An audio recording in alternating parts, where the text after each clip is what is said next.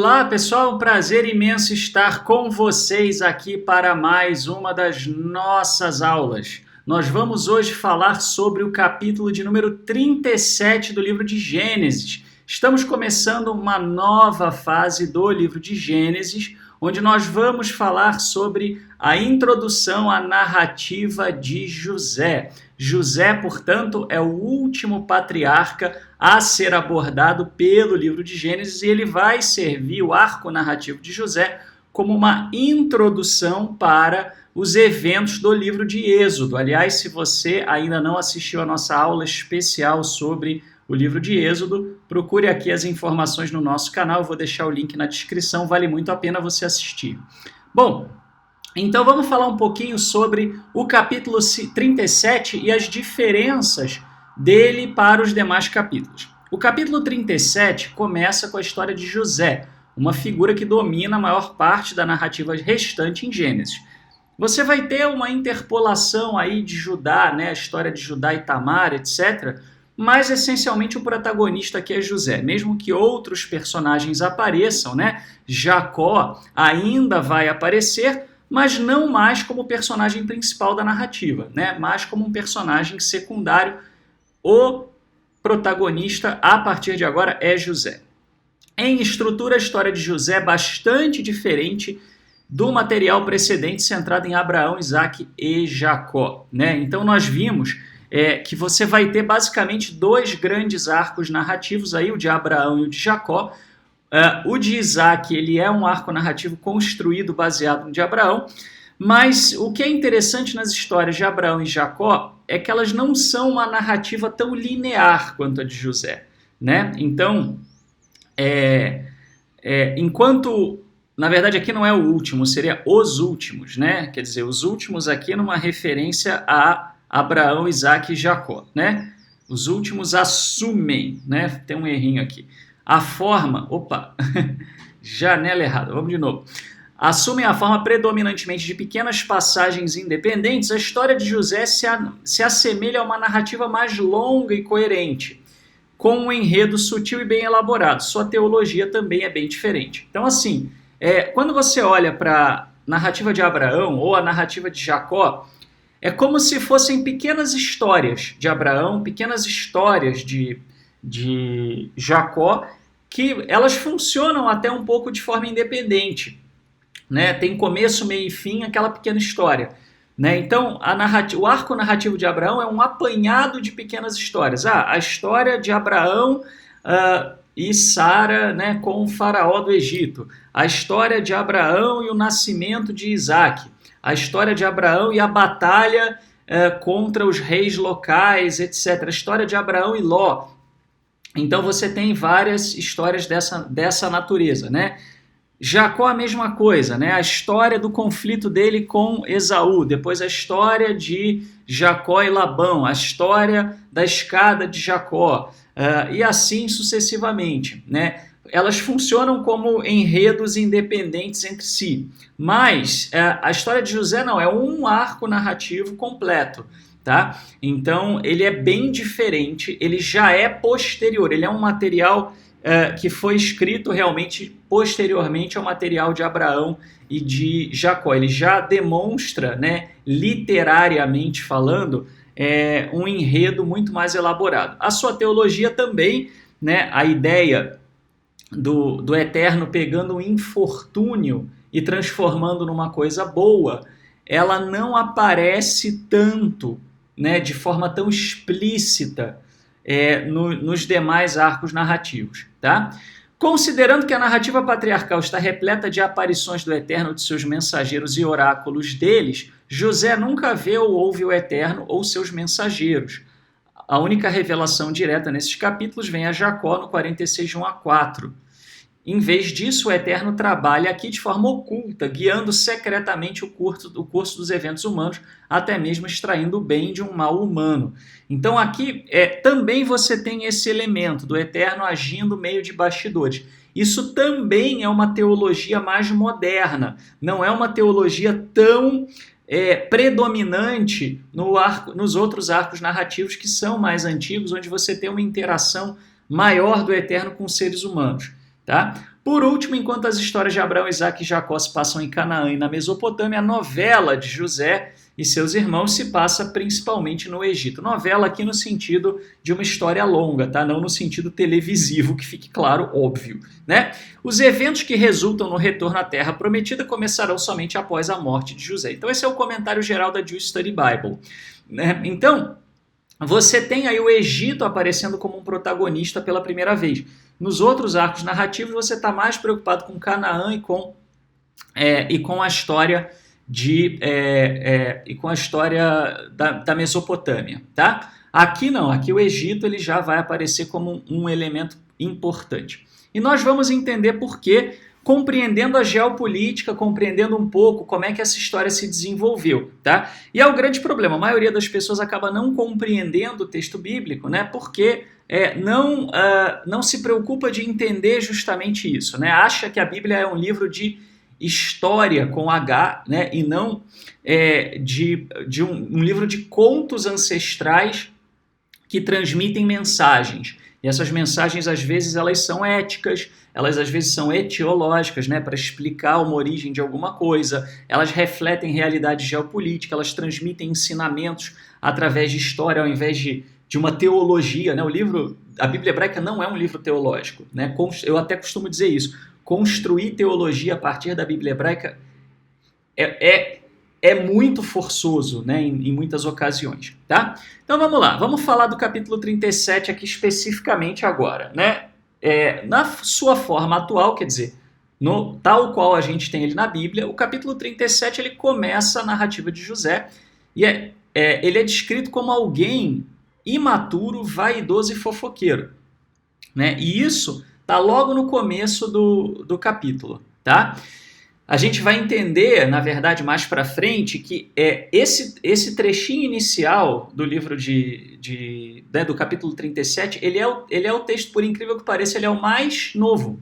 Ele é o texto mais recente, né? Justamente por quê? Porque já reflete uma época em que os escribas estavam preocupados em, vamos dizer assim, não apresentar os patriarcas como exemplos negativos ou falar de algum infortúnio, algum acontecimento calamitoso sem que tenha uma explicação para isso ética e moral, né? Então, assim, essa introdução dele como imaturo, vaidoso e fofoqueiro serve um pouco como justificativa para aquilo que ele tinha que passar, né? Então, há uma mudança de foco aí, né, dos escribas posteriores e a gente vai entender por quê. Motivados pelo ciúme, os irmãos quase o matam, depois o vendem como escravo e dizem para o pai que ele morreu. Seu pai fica inconsolável. Então essa é a essência do capítulo 37, bem resumidamente. Todavia, essa narrativa é nitidamente composta, ela tem camadas, tá? É possível ver isso, por exemplo, na questão dos midianitas versus os ismaelitas, como protagonistas da venda de José. Você tem aí uma pequena contradição, e vários comentaristas, né, tentam explicar de N maneiras essa contradição, que foram midianitas ou foram ismaelitas, né? Fica um pouco estranho. Mas se você entende que são autores diferentes, escrevendo com propósitos diferentes, isso fica um pouco mais fácil de entender, né? Muito bem.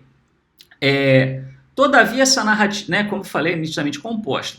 Né? Você tem outros elementos também, né? Por exemplo, Jacó sendo chamado de Israel é típico do texto do Reino do Norte. O Reino do Norte ele aceita que o nome de Jacó foi mudado pelo anjo, né, ou pelo mensageiro, ou seja lá o que for, né? A gente fala disso no capítulo correspondente. Né? E o texto de Judá, o texto posterior, não aceita essa mudança de imediato, continua chamando de Jacó.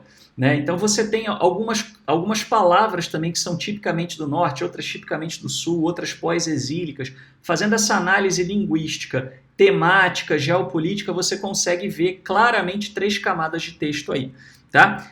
A primeira camada, a história original, ela provavelmente foi escrita durante o período pré-exílico por volta do século VIII, no período mais tardio do Reino do Norte. Tá? Então o Reino do Norte, né, ele era o reino mais poderoso, ele era o reino mais forte, né, e ele teve domínio da região a partir da época, aí, principalmente de Jeroboão II, né, ele se torna hegemônico ali, mas ele começa, né, ele se torna um poder local, mas ele tem conflitos com os pequenos reinos, e Judá era um pequeno reino ali. Né? E aí, num dado momento, a Assíria, que já vinha crescendo como um poder mais ao norte, né, ela passa a ripa no Reino do Norte. E ela passa a ripa em duas ocasiões. Né? E na primeira ocasião, ela passa a ripa parcialmente no Reino do Norte. Ela não passa a ripa em todo o Reino do Norte. Né? Mas isso muito fruto também das confusões locais, né? Porque os próprios povos vizinhos ali começam a recrutar ajuda da Assíria, teve motim, né? Rolou meio um Game of Thrones aí na linha sucessória do reino de Israel, né? Diferentes líderes ali se levantando, um matando o outro, um atentando contra a família do outro, etc. Né? Então, esse período que teve muita traição, né? Irmão traindo irmão, reinos que eram para ser reinos, vamos dizer assim, que todo mundo ali era meio parente, né? Todo mundo ali era meio muito próximo, né? Os reinos eram desse tamanho. Então, de repente, aliados que se voltam contra, né? Então, essa ideia de irmão se levantando contra irmão, né? José como grande patriarca, né? Ali né, o grande ancestral de Efraim, que era, né, a linhagem principal né, da casa real ali, né, de repente sendo traída, né, pelos demais, isso está em evidência. Então, provavelmente remonta a essa época. E nessa época, houve uma tentativa de aliança com o Egito.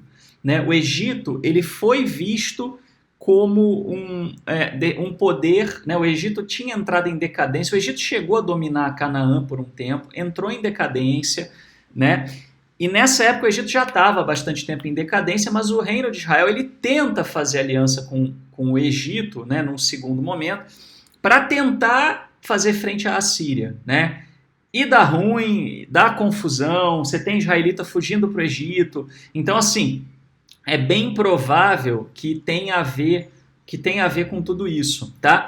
Quando você olha para um texto que é mais elaborado do que os textos de Jacó, que são mais antigos, por exemplo, né, ele sendo mais elaborado, a trama mais complexa, com mais essa coisa da traição dos irmãos aparecendo, né, dentro da própria família de Israel, o envolvimento com o Egito, isso tudo bate com o período mais tardio do Reino do Norte. Então, repara, você olhar para a história, olhar para a linguística, para a literatura e conciliar as duas coisas, você consegue entender muito melhor o texto bíblico, tá? Muito bem. Então, como eu falei, né? Provavelmente na época em que Israel foi afligido pela Assíria e buscou auxílio no Egito. O período foi marcado também por conspirações internas dentro do próprio reino de Israel.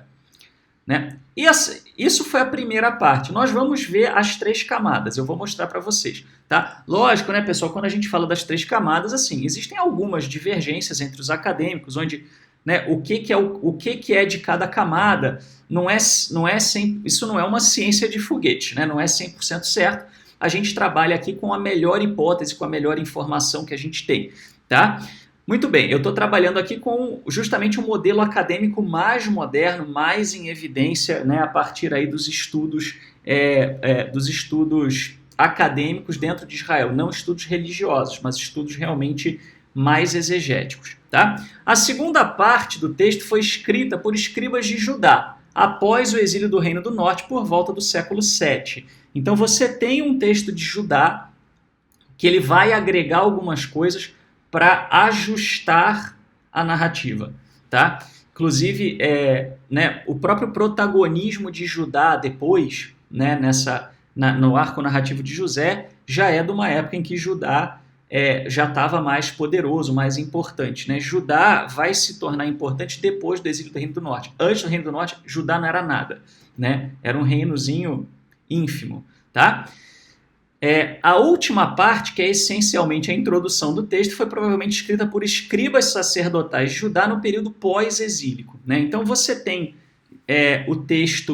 um texto de Judá que é pré-exílico, né? Você tem o texto do Reino do Norte, que alguns chamam de texto elorrista, né? Você tem o texto de Judá, que é que é um pouco antes do exílio, que é o texto chamado de Javista, né? Aí você tem um texto deuteronomista, que é já mais para o final do período de Judá. Depois você vai ter o texto sacerdotal, que já no começo do período pós-exílico, né?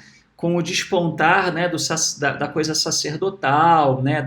Quando, vamos dizer, ser de Judá se torna mais uma coisa, começa a se tornar mais um caráter religioso do que tanto um caráter étnico. E aí você tem o Códice de Santidade, né, que já é quando se consolida, quando declina a dinastia de Davi, né, a dinastia davídica. Muito bem. Então, é basicamente isso. Mas aqui você vai ter, então, nesse período sacerdotal, um momento, nesse período pós-exílico, um momento em que eles estão muito preocupados com não passar uma imagem errada nessas histórias. Então, alguns ajustes aí são feitos nessa época, tá? E falando de uma divisão literária, né, do texto em pedacinhos, né, assim, você tem a introdução à narrativa de José, que é do 37, 1 a 4. Aí depois você vai ter os sonhos de José, do 37, 5 a 11. E por fim, José vai ser vendido no 37, de 12 a 36. Muito bem. Então vamos olhar as camadas dos textos, tá? Então, primeiramente, vamos ver como é que era o texto, né? O texto mais próximo que a gente consegue chegar do texto original. É assim: Israel amava mais a José do que a todos os seus outros filhos, porque ele era filho de sua velhice, e mandou fazer-lhe uma túnica adornada. Túnica adornada, túnica colorida, era coisa da realeza. Então aqui funciona como uma história etiológica para poder explicar por que José, né, por que os descendentes de José formaram um reino, né, se tornaram mais importantes do que os outros líderes tribais e formaram um reino. Isso aqui, né, pessoal, não deve ser tomado como literal, tá? Eu já expliquei 80 vezes por quê, né? Quem não pegou, é só pegar da parte da introdução à narrativa dos patriarcas que vai entender melhor isso, tá? Seus irmãos viram que seu pai o amava mais do que os outros filhos e odiaram-no, e se tornaram incapazes de falar amigavelmente, né? Então aqui também aparece a questão aí do ódio dos irmãos, né? Da raiva, e é exatamente isso, né? Assim, isso reflete aquela coisa, né, de que Israel estava bombando, e aí o pessoal mais vizinho, ou mesmo as tribos que não eram ali a tribo, que depois vira meia tribo de Efraim, né, etc., ficaram amargurados com isso, né? Ora, José teve um sonho e contou-o a seus irmãos, que o odiaram mais ainda. Ele lhes disse: ouvi o sonho que eu tive. Né? Então, repara, não aparece aqui José como sendo vaidoso, não aparece José como sendo fofoqueiro. Simplesmente o ódio aqui é bem mais gratuito, né? Assim, é bem mais assim, eu tenho inveja dele porque ele é a estrela, tá? Pareceu-me que estávamos atando feixes nos campos, e eis que o meu feixe se levantou e ficou de pé, e os vossos feixes o rodearam, e se prostraram diante de meu feixe. Um dos motivos, pessoal, pelo qual a dinastia efraimita ela teve êxito, ela teve sucesso, é porque era mais fértil aquela região, era mais abundante. Então, as regiões adjacentes, as tribos, os reinos, etc., dependiam muito deles, né, para a questão da colheita, trabalhavam, eram vassalos mesmo. Tá? Então, isso aqui reflete uma realidade geopolítica. Seus irmãos lhe responderam: queres acaso governar-nos como rei ou dominarmos como senhor? E eles o odiaram ainda mais por causa de seus sonhos e de suas intenções. Olha aqui, né? Isso é pura geopolítica, tá, pessoal? Vamos sair da coisa da literalidade e entender que aqui eles estão usando uma narrativa etiológica para explicar a geopolítica. É o jeito semita de escrever, de ensinar. Felipe, você está falando então que o texto não é sagrado? Não, eu estou falando que o texto ele foi escrito dentro de uma cultura por autores que tinham um objetivo, né? O texto não é menos sagrado porque ele não corresponde às suas expectativas no século XXI. Você é que tem que adaptar a sua forma de ler o texto, não o texto tem que se adaptar a você, né? Muito bem. Seus irmãos foram apacentar o seu rebanho em Siquém. Israel disse a José: não apacentam teus irmãos o rebanho em Siquém? Vem, vou enviar-te a eles. Isso aqui a gente sabe que é do Reino do Norte também, porque eles não iam para Siquém, segundo a narrativa do Sul, onde eles passam a ripa, né, nos moradores de Siquém e ficam com medo de retaliação, né? Ele respondeu: eis-me aqui. Ele o enviou do vale de Hebrom e José chegou a Siquém. Eles o viram de longe e antes que chegasse perto tramaram sua morte. Disseram entre si: eis que chega o tal sonhador. Vinde, matemo-lo, joguemo-lo numa cisterna qualquer. Diremos que um animal feroz o devorou. Veremos o que acontecerá com seus sonhos. Mas Rúben, ouvindo isso, salvou-o das suas mãos. Ele disse: não lhe tiremos a vida. E disse-lhes Rúben: não derrameis o sangue. Lançai-o nesta cisterna no deserto, mas ponhais a mão sobre ele. A tribo de Rúben ela vai ter um protagonismo importante nas questões envolvendo a Assíria, né? A gente fala um pouco dessas questões assírias nos textos sobre os profetas, né? Lançai-o nesta cisterna do deserto, mas não ponhais a mão sobre ele. Era para salvá-lo das mãos deles e restituí-lo a seu pai. Assim, quando José chegou junto deles, despojaram-no de sua túnica, a túnica adornada que ele vestia. Arremessaram-se contra ele e o lançaram na cisterna. Era uma cisterna vazia, onde não havia água. Passaram os mercadores midianitas e eles retiraram José da cisterna. Eles o conduziram ao Egito. Por que midianita aqui, não ismaelita, né? Para o Reino do Norte, né, os midianitas eles eram talvez uma ameaça maior. O Reino do Sul, ele já via Midian com olhos melhores, né? Tanto que é de Midian que vem o culto ao tetragrama, que era a divindade do Reino do Sul. Depois isso vai misturar, né? O Reino do Norte vai amalgamar com o Sul, né? E eles vão entender que eles adoram a mesma divindade, né? Mas no início não era assim, tá? Muito bem. Quando Rúben voltou à cisterna, eis que José não estava mais ali. Ele rasgou suas vestes e, voltando a seus irmãos, disse: o rapaz não está mais lá. E eu, aonde irei? Entretanto, os midianitas venderam-no no Egito a Potifar, eunuco de Faraó e comandante dos guardas. Então José é vendido ao Egito, né? Isso tem tudo a ver com o fato, né, de que o Reino do Norte tentou aliança com o Egito na surdina, né? E ele foi dedurado, e rolou confusão com o Egito também. Enfim, o próprio Egito aparece num papel assim de prometer coisa, não cumprir. Você tem um pouco dessa vibe aí aparecendo, tá? Então, um comentário aqui sobre, né, de um grande acadêmico, né, que é o Tsemai Orê, sobre a narrativa do Reino do Norte. O que ele fala? Israel tem 7 filhos. Como assim 7 filhos, Felipe? Leia ouça os vídeos do arco narrativo de José que você vai entender, de Jacó que você vai entender. Mas ama o seu 6º filho, José, acima de todos, e tece para ele uma túnica de várias cores, o que deixa seus irmãos com inveja. José tolamente alimenta esse ciúme e conta à família um sonho em que governará sobre todos eles. Repara que, apesar de José não ter feito isso, vamos dizer assim, de uma forma muito sábia, repara que não há muito demérito de José na narrativa, né? José, no máximo, é meio ingênuo em confiar nos irmãos, né? Um dia, quando ele viaja a Siquém para visitar seus irmãos, eles o jogam em um poço e falam em matá-lo, mas para sua sorte eles não conseguiram. Em vez disso, ele é apanhado por midianitas e vendido a um nobre egípcio. Então, essa é a narrativa de acordo com o Reino do Norte, tá? O detalhe sobre o nome Israel, né, que eu até já comentei, ele diz assim: nota-se imediatamente que o nome Israel é usado para o pai de José em toda a versão do Reino do Norte, do ciclo de José, em oposição a Jacó nas adições do Reino do Sul. Tá? Então você vê aqui, né, ele chama de Israel, né? Aqui, Israel amava mais a José, percebe? Né? Porque eles aceitaram a mudança de nome, ponto, acabou. Né?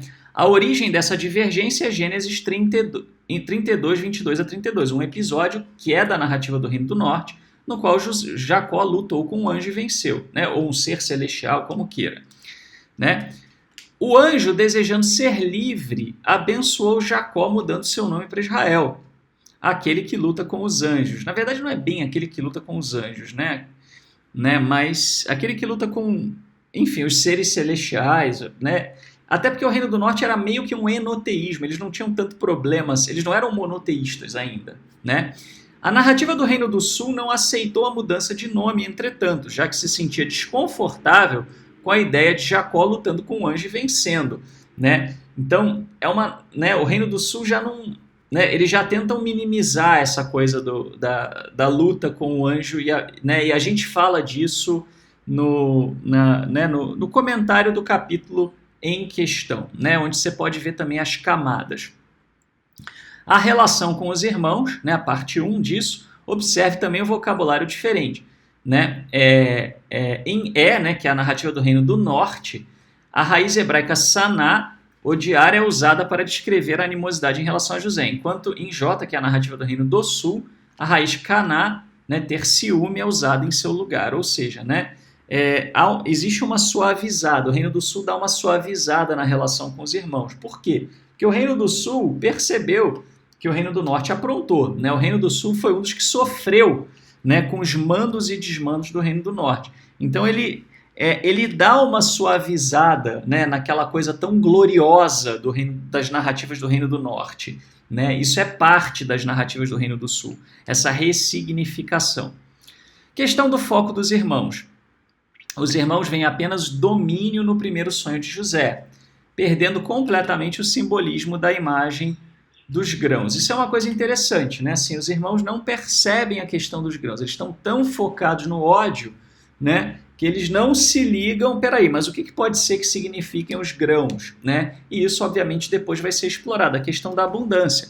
E tem tudo a ver com o que o autor quer passar. Eles não estão vendo o quanto o Reino do Norte sustenta eles, o quanto o Reino do Norte está buscando uma solução boa, o quanto o Reino do Norte está buscando abundância, está buscando que aquela região se torne autônoma, né? Então, assim, a liderança do Reino do Norte se sente um pouco incompreendida, né? E esse texto, inclusive, por ser melhor escrito, ele provavelmente foi escrito por algum nobre, alguém com mais uma linguagem literária, né, mais elaborada, tá? Quando eles se curvarem a ele, será em súplica que ele, né, que tem os grãos, os alimentará. Né? Então já vai chegar, já chega já no 42, né? Isso já depois. E a questão de Siquém, né, que a gente falou também, algum tempo depois dos sonhos, os irmãos de José estão, né, aqui na narrativa do Norte você só tem um sonho, tá? Isso vai ser explicado depois quando a gente vê a narrativa do Reino do Sul, né? Os irmãos de José estão pastoreando ovelhas em Siquém. Isso só poderia acontecer na versão do Reino do Norte dos eventos. De acordo com a narrativa do Reino do Sul, os irmãos de José não pastoreariam nas proximidades de Siquém por medo de uma possível retribuição, tendo massacrado os habitantes da cidade em Gênesis 34. Mais uma coisa que você vê que foi escrita em camada. Primeiro, ele vai a Siquém, os irmãos iam para Siquém, depois não vão para Siquém mais, porque justamente Siquém não cabe bem com a narrativa do Reino do Sul, percebe? Né? Então, isso também é um dos indicativos aí das camadas do texto. Né? Mais uma vez a questão da relação com os irmãos, né? O último comentário aqui dessa primeira parte da aula. Na narrativa do Reino do Norte, eles estão satisfeitos em assassinar José, ou pelo menos conspirar para fazê-lo. Eles só chegam a jogá-lo em um poço. Rúben tenta salvar José, mas os midianitas chegam ao poço antes dele. No versículo 28 do texto do Reino do Norte, eles o tiraram, refere-se aos midianitas. Então aqui... isso aqui são os próprios midianitas que tiram José do poço, tá? Depois, na narrativa do Reino do Sul, vão ser os irmãos que vão tirar do poço, quer dizer, ele suaviza. Mas aqui não, os irmãos deixaram lá, né? Se não fosse Rúben para né, querer tirar ele de lá, os irmãos iam deixar ele morrer de uma forma horrorosa, né? Então esse é um ponto importante aí das narrativas do Reino do Norte, tá? Então, assim José desaparece de Gênesis 37, seus irmãos não sabem o que aconteceu com ele. Né? Na narrativa do Reino do Norte, faz mais sentido a surpresa dos irmãos de verem José no Egito, porque eles não têm a menor ideia que José está no Egito. Repara, tem uma diferença, né? Então, a próxima vez que ouviremos falar de José e suas façanhas na narrativa do Reino do Norte é em Gênesis 40. Então, só em Gênesis 40 que você vai ter de novo um texto do Reino do Norte. 38 e 39 vão ser outra coisa, tá? Muito bem, então nós chegamos aqui a 30 minutos, então vamos parar a aula aqui nesse momento, nessa primeira parte. Na segunda parte nós vamos falar sobre o que os escribas do Reino do Sul agregaram ao texto, ok? Até lá, se o Eterno assim nos permitir.